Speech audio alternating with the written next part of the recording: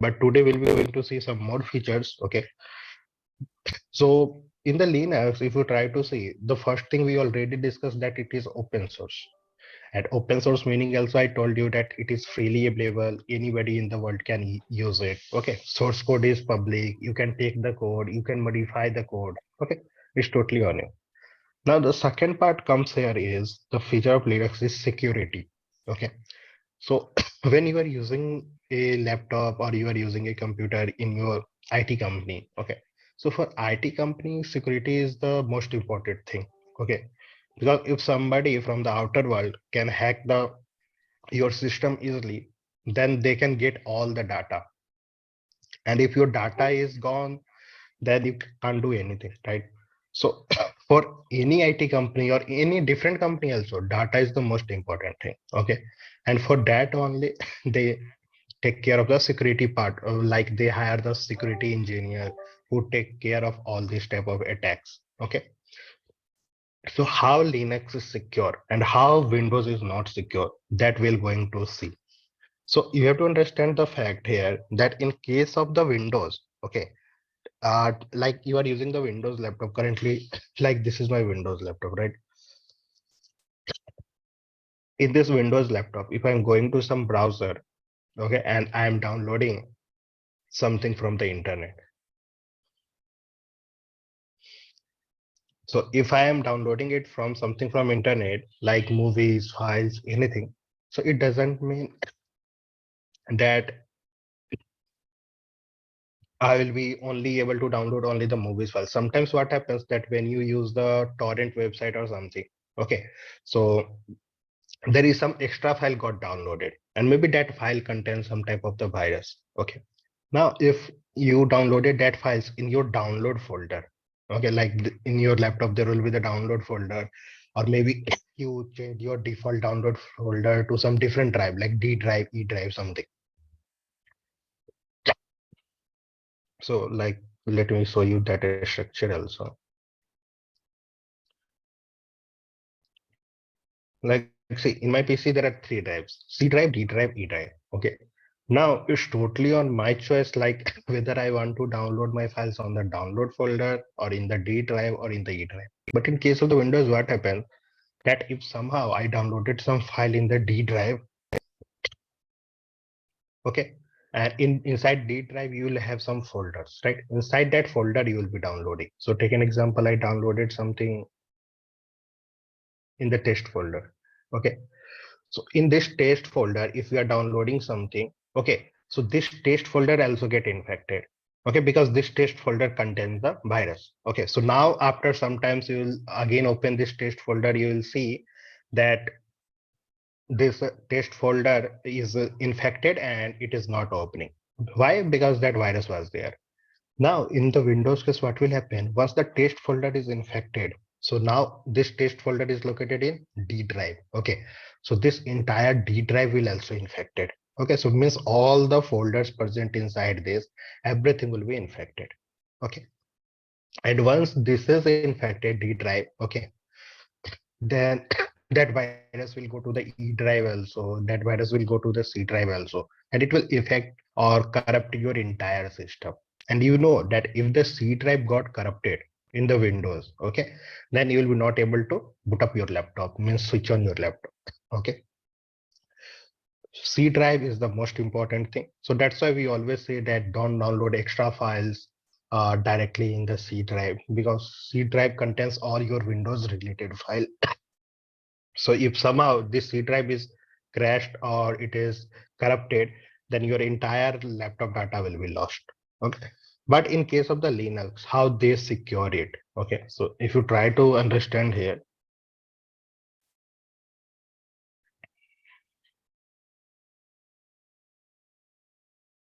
that box is not there. Okay. No issue. So in case of the Linux, what happens whenever you are downloading a file? Okay. So again, you will be downloading it in some folder.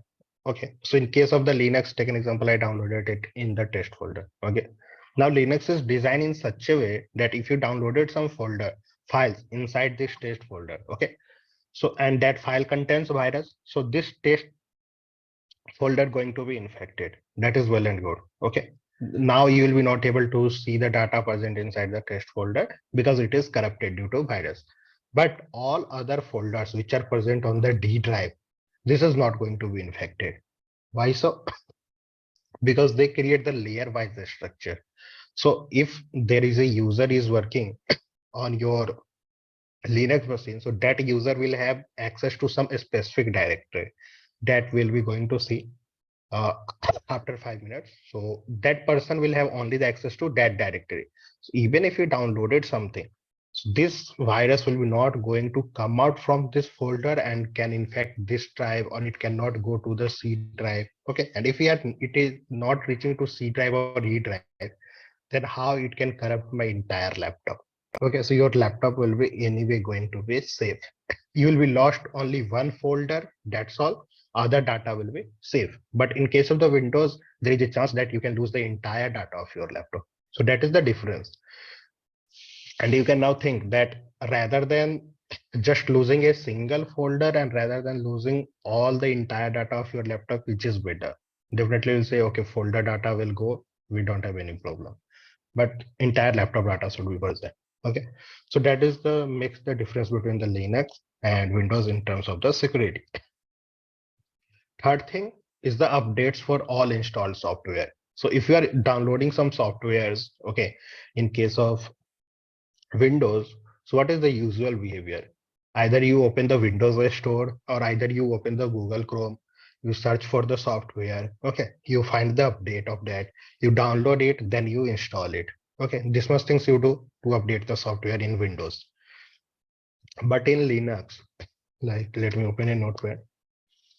In Linux, you don't have to do this much thing. You don't have to visit the website to update software. Take an example, there is a software named Firefox. Okay, so you have to just write the command yum.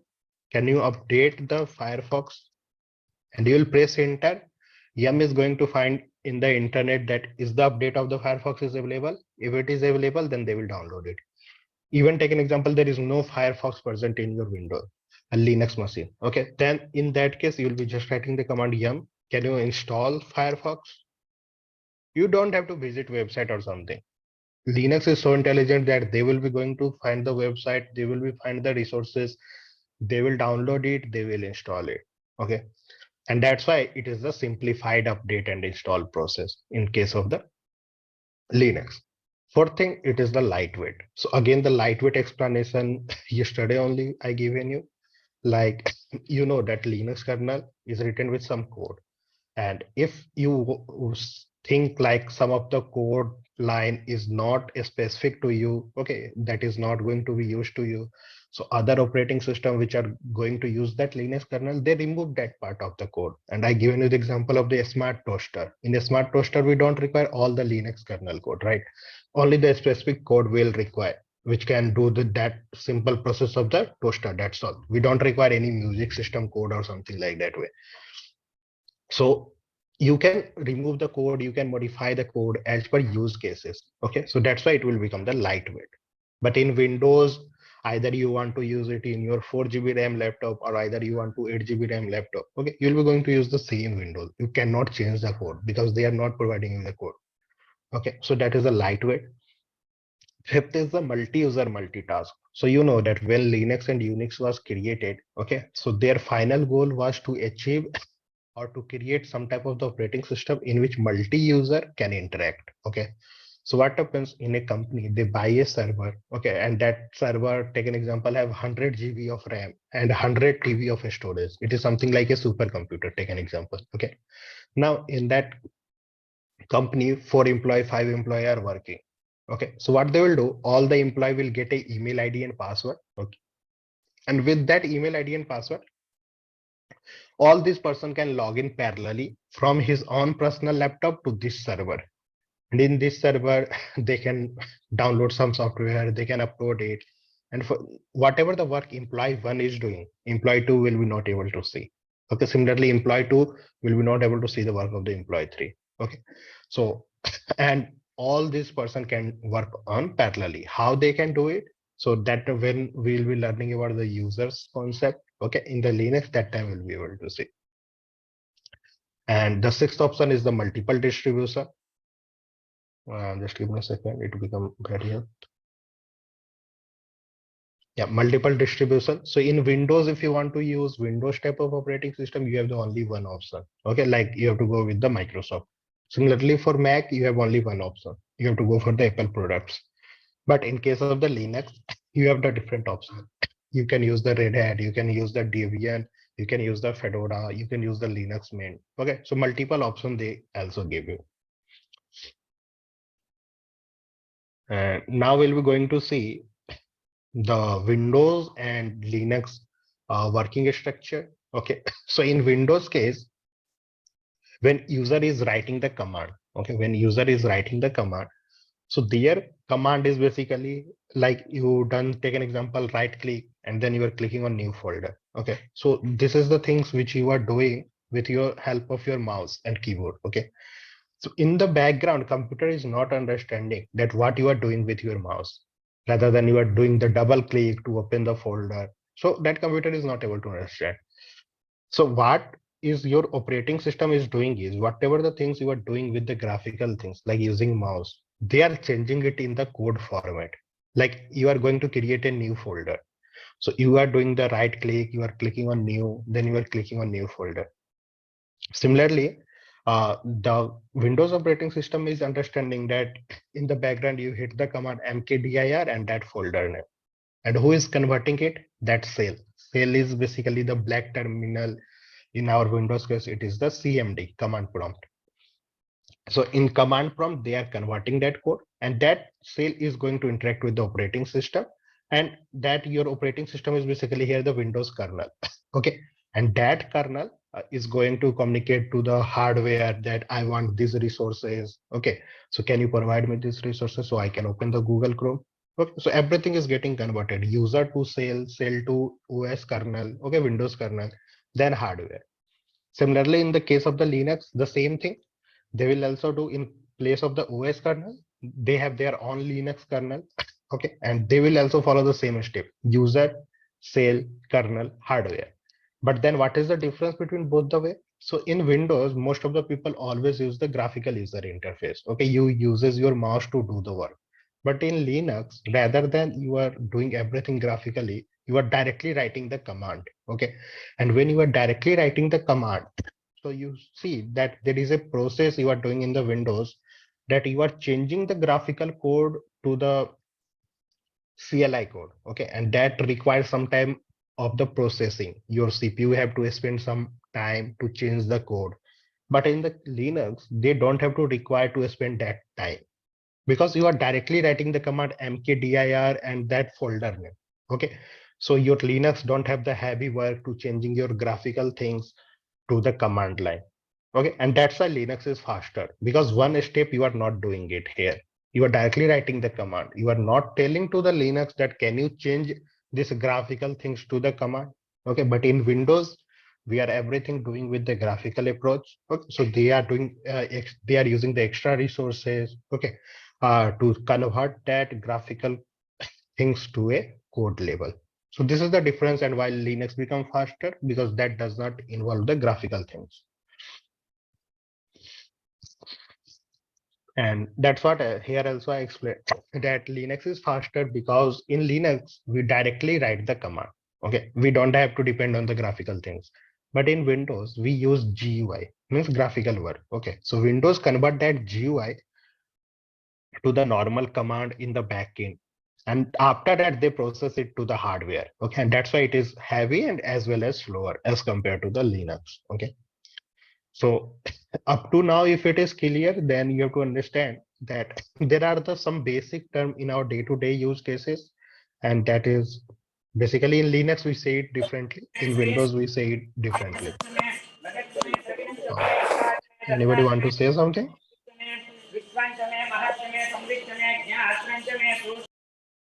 Okay. So like in Windows, you say that I want to create a folder, okay? But in Linux, you'll be saying that I want to create a directory, okay? So in Linux, we don't say folder, we say it as the directory, and it is normally day-to-day conversation. Okay, sometimes people say folder also, but in Linux, it is preferred that you say it as a directory. Similarly, in Windows, we say that if you want to install some software in my laptop, you should be the administrator of that laptop, admin of that laptop. But in case of the Linux, if you want to install some software, okay, or you want to delete any files or something, okay, so who can have the power to delete all these things? So root user. So root user is termed as the admin user in case of the Linux. Okay, in Windows, we always say that this is the administrator, this is the admin account. Okay, so admin can have all the power. Similarly, in Linux, root user can have all the power. But the third thing that in Windows we say that I am going to create a notepad file, I'm going to create a Word file. Similarly, in the Linux also, you say it file only. Okay, so there is no any different naming convention for file. File is same. Okay, in Windows also people say it as file. In Linux, people also say it as a file. But the fourth thing that in Windows, you are saying that I'm going to download the Google Chrome software. Okay, I'm going to download the Firefox browser software. Okay, but in Linux, what you say? In Linux, you say that I'm going to download the HTTPD package. I'm going to download some Firefox package. So what is same software package? Okay, but in Linux, we say that I'm going to download the package rather than saying as a software. Okay, so this is the difference between the Windows and Linux, and other words will also come. Okay, as we go more in this topic. And now I'm going to explain you this file system hierarchy in the Windows and Linux. Okay, what is the difference between this? So before understanding this, you have to see that this is my Windows file system hierarchy. Okay, in which there is a C drive, D drive, E drive. Okay, now if I go inside the C drive, you will see that there are some files present here. Okay, and in your laptop also these files will be present. One is the program files. So if you are using the Windows laptop, in your laptop also this folder will be present, program files. Similarly, you will see that users folder. This will be also present in your laptop also. Similarly, program files x86, it will be also present in your laptop. Similarly, there will be perf logs. Okay, this will be also present. So these are the some of the folder that is present in any Windows laptop. It doesn't matter you are using a laptop in which country or something. But these files like program files, x86, perflogs, users, this will be present in your system also. Because this is the basics of the Windows. If you want to download some software, so that software will be installed in this program file. Okay, and whatever the software installed in my laptop, everything is here. Okay, so like this way, Linux also follow the different structure to store the data. Okay, so if you'll see that as we have the C drive is the main drive in the Windows, okay, where we install the operating system. And if C drive is corrupted, then entire OS will be corrupted. Similarly, in Linux, we have the slash, okay, basically the forward slash. Forward slash, we say it in the Linux as a top level root directory. Okay, or you can say that it is the top level root directory, or you can say directly root, also root directory or slash directory. So anything you can say. People say it as a different name. Okay, but this is the forward slash, and it is named as the top level root directory, and it is exact equal to the C drive. Now inside C drive, you have the different folder structure like program files, users, program x86, perflogs. Okay. Similarly, in the Linux, we have the different directory available like slash root, slash home. Sound is there. Okay.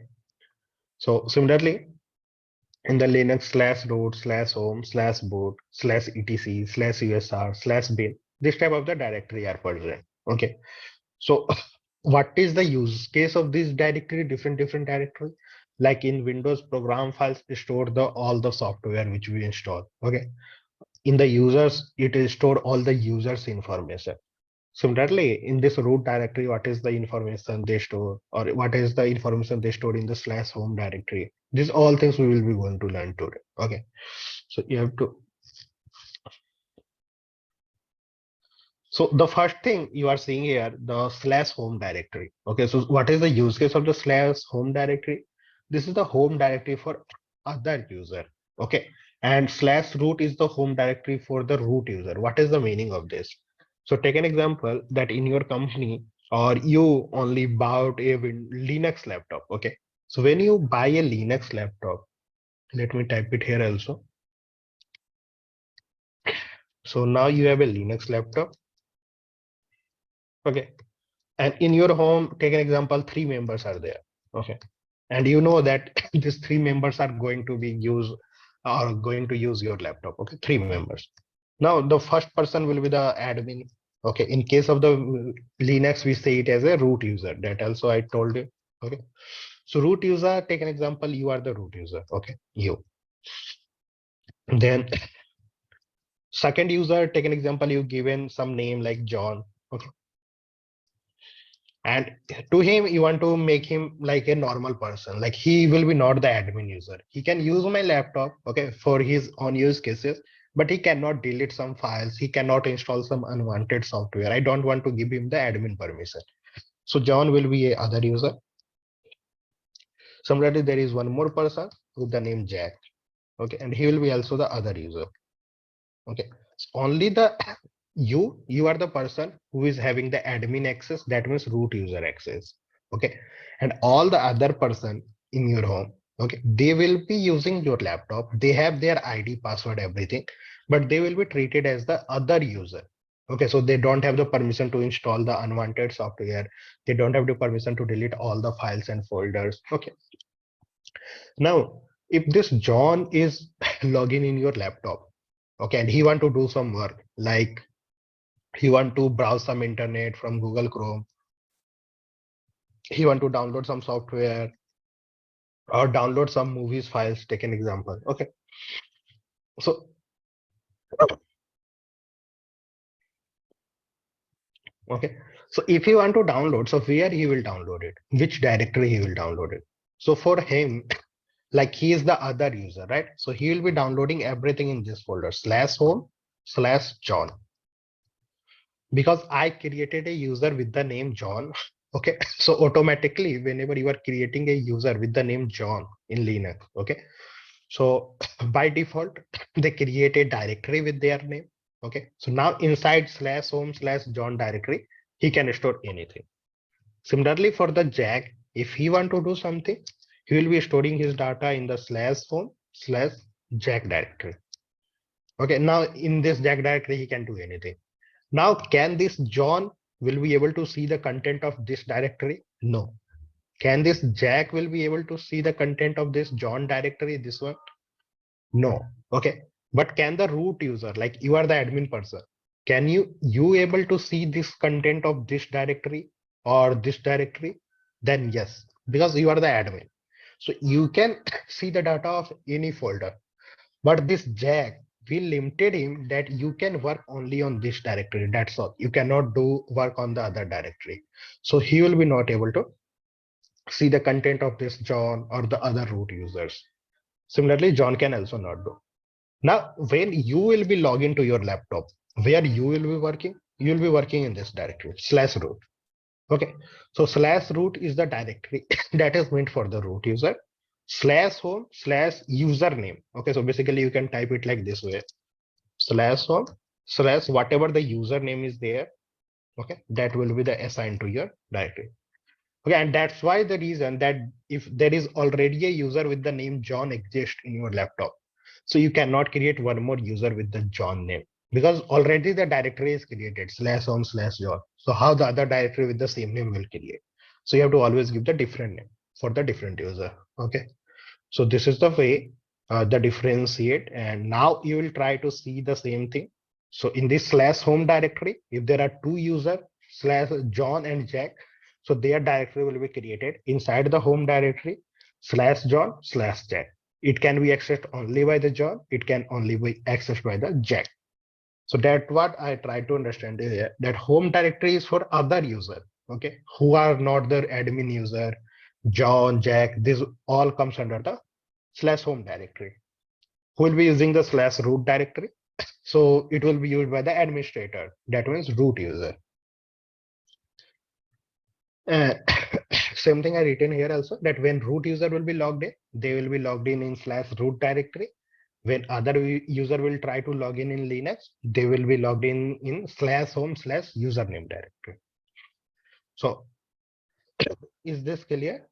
Slash home slash root explanation to all of you. Anybody have any question in understanding this?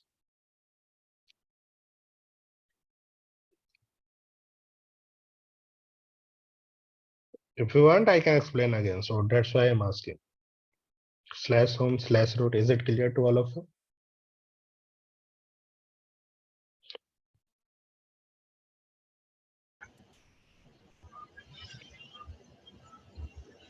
You can keep it in chat also.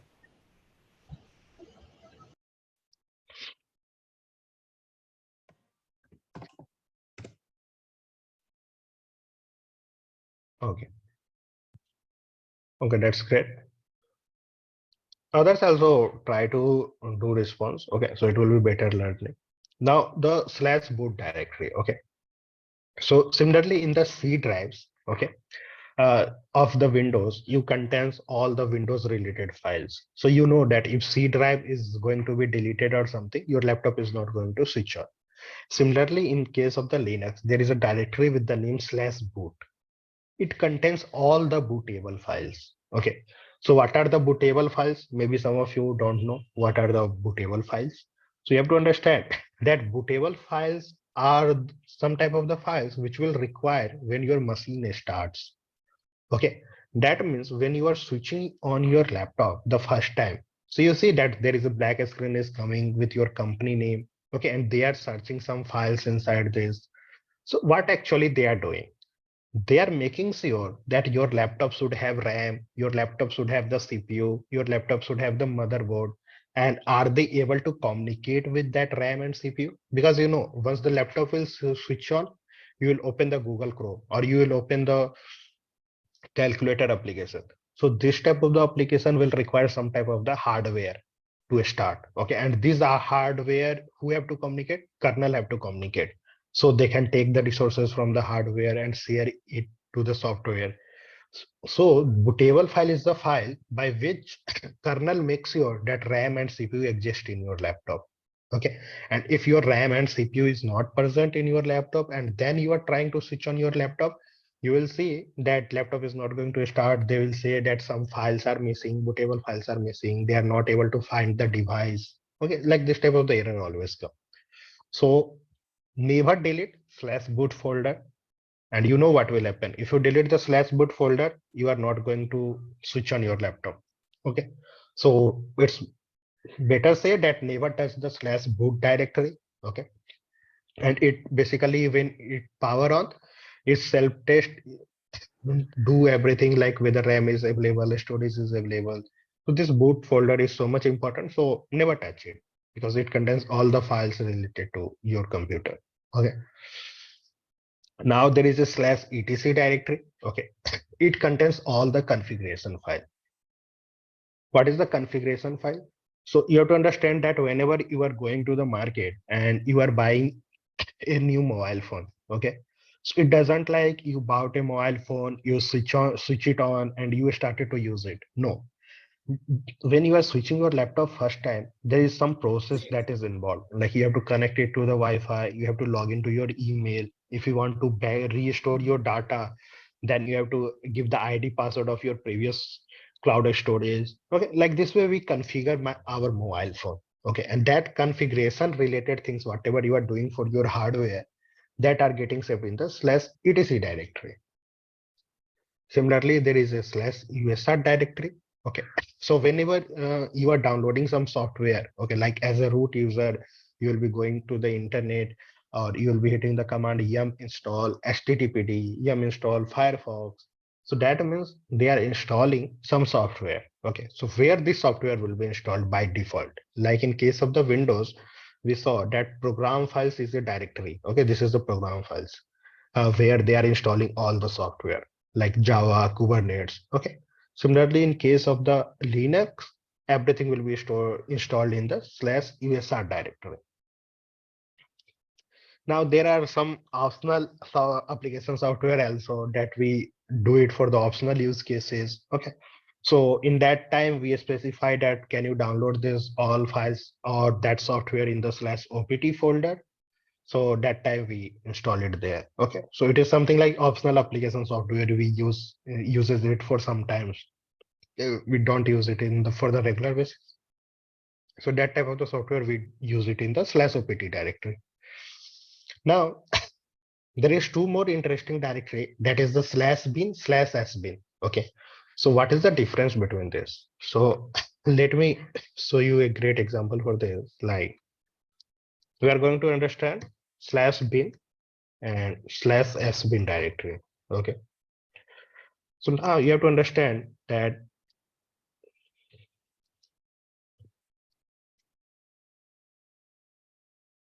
Okay. So let me open quickly a Linux also, so you'll be able to understand. So let me open a Linux machine here.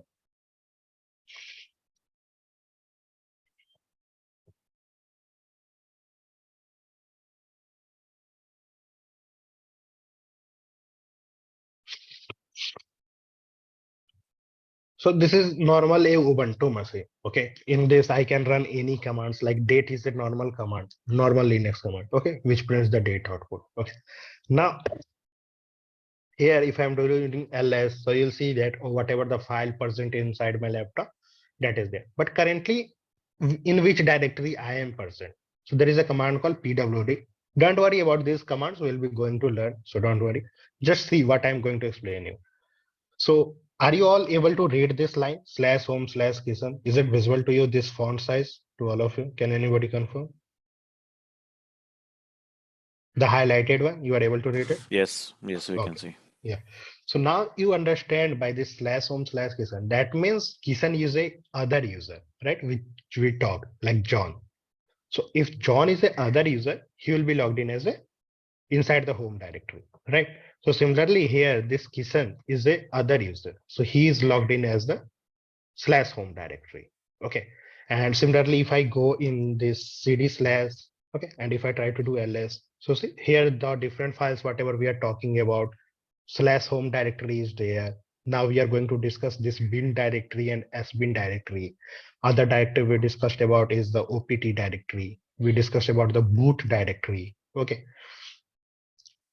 Then we discussed about the /usr directory. So these are the different directory available. Okay. Now what this boot or /bin or /sbin directory is doing. So let's again go in my home location. Okay. Now currently I'm again in my home location. Now here, if I'm trying to run a command called date, okay, so they are showing the output, that is well and good. If I'm giving my own name like Kisan, they are trying to find something, and let's wait for that. And they are saying that Kisan command not found. Okay. Or let's hit the command, like take an example, something wrong command. Uh, So see, they are not able to find it also. And if they're saying, do you mean some commands like this, then you can install it if there is some available in the internet, but I'm not able to find it. Okay. So how they are basically telling us that this John, they are not able to find it or something. Okay. So you have to understand that whenever you are hitting the command date, okay, and you are doing it as a root, not root user, you are doing a other user. Okay. So when other user is running some command like date, cal, any command in the Linux, ls, so this all commands can be run by other user also. Okay. And that's why this all commands information is stored in the bin directory. Okay. And that is known as the binary directory. So if somebody want to run the date command, okay, so in the background in the Linux is checking this bin directory. That in the bin directory there is a date command is there. Okay, if the date command is present there, okay, then they will show the output. If date command is not present in the bin directory, so they will directly say, I am not able to find that command. So I don't know, command not found. So I don't know what to do with this command. Okay. Similarly, when you hit the command like yum, okay, so yum is again a command that can only be used by the root user. Why? Because yum can install any software. Okay. And I don't want to give the power to the other user so they can download, install some software, or they can uninstall some software in my laptop. So this yum like command which can only used by the root user that can be saved in the sbin directory. And by default, Linux do all these things. So you don't have to manually go, you have to save this date command in the bin directory, yum in the sbin. No, it is already by default present there. Just you have to understand that when some other user are hitting the command, so they will be checking in the bin directory. Okay. But when the root user is hitting some commands to run in the Linux machine, okay, so they will check slash bin directory also and slash sbin directory also. That means slash bin directory, it contains commands used by all users. That means including root user also. Date command can run by the bin user also. See, even the concept of the sudo. So yes, with the sudo, you can run the yum command, okay, by the other user also, but you have to give the sudo power for other user. Like take an example, that power concept you will go to, you will learn when we'll start with the Ansible training. But let me give you some idea again here that as you asked. So take an example, I given this John a sudo power. That means if he want to do something which root user can do, then he will use any command like rather than writing the command yum install httpd, he can write sudo yum install httpd, and after that he will hit his password and he can run this command. Okay, but for doing this, to use the sudo command, I have to manually give him the sudo power as a root user. If I am not providing him the root user power, then even if he will try to use the sudo command, he will be not able to run this. Okay, so this sudo power, how we can give it, that we will be going to learn when we'll be starting to learn Ansible. Okay.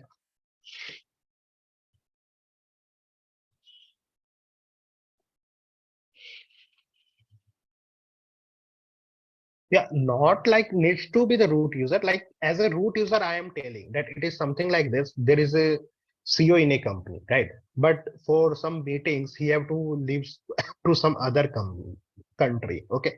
So in absence of him, we give it power of attorney to some other person, right?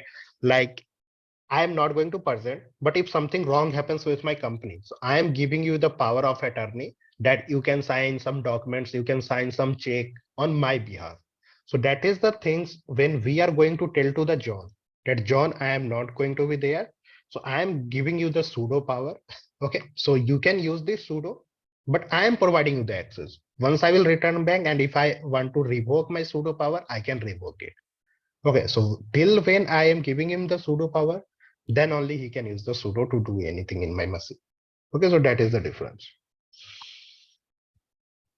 And even you can limit the power. Like take an example for the sudo, I am just saying that you have to do only the SSH, or you cannot run all the commands. You can run only a specific command. That also we can do. Okay. Basically, in one word, you have to understand that whole the whatever the things anybody can do in your laptop, that totally depends on the root user mind. Okay, what root user will tell you, that things only you can do it. Now there is a last folder that is the slash dev. Okay, so you know that in your Windows there are the different drivers. Okay, like if you connect some USB drive. Currently, we are not using that much other USB drive. But if you remember, like 5 to 6 years back, in our laptop, we have the CD drive also. Okay, so if there will be you somehow you deleted the CD drive driver. Okay, so your CD drive of your laptop is not going to work. So this type of the problem was faced by the people. So there is a slash dev directory which contains the driver. So how your kernel is going to communicate with your hardware? So they require some type of the driver files. Like if they want to communicate with the USB, they will require the USB driver file. If they require to communicate with the printer, they will require the printer driver file. Similarly, they require it for some other purpose like a speaker, microphone. So they will require the driver file. So in case of the Linux, where these all driver files are getting stored, so that is stored in the slash dev directory. Okay, and slash dev directory also I shown you here. Just go cd slash and you will see ls. There is a dev directory. Okay, so see these all are the different things they are storing the data here. Okay, so you don't have to worry about all this data they are storing. Okay, but yes, they are storing, that you have to understand, that's all. Okay. Similarly, if you'll come back, if you'll go in the cd home directory, okay, and you'll do ls. So see, currently only one user is present, that is Kishan in my laptop. That's why only one directory is coming. If I create two more user like John, Jack, so you'll see that two more directory will be created here. Okay. Similarly, if I'll go inside cd/bin and I will do the ls. So see all these commands like IP is the command, info is a command. If I'll tell you again, uh, see password is a command, reset is a command. So these all are the Linux command which can be run by the other user and even by the root user also. Okay. Similarly, if I go in this directory cd/sbin, so see these all are the commands that can run only by the root user. Okay, so this command as the other user, if I will try to run, they will not able to do. Like there is a command, great command, mkfs.ext4. This is a command to format your hard drive. Okay, so do you think that you given somebody other person your laptop, basically John or Jack, and you are giving him the permission that you can run this command mkfs.ext4? Using this command, he can format entire your hard drive. Your all the data will be lost. Okay, so you don't want to give this type of the command permission to every user. Okay, so that's why sbin directory contains the command that is powerful in nature and that only the root user should have the access. Okay, and that's what the meaning is here. So like this is the structure. Okay, now the basics of the Linux is over. Now we'll be going to learn with the commands totally. Okay,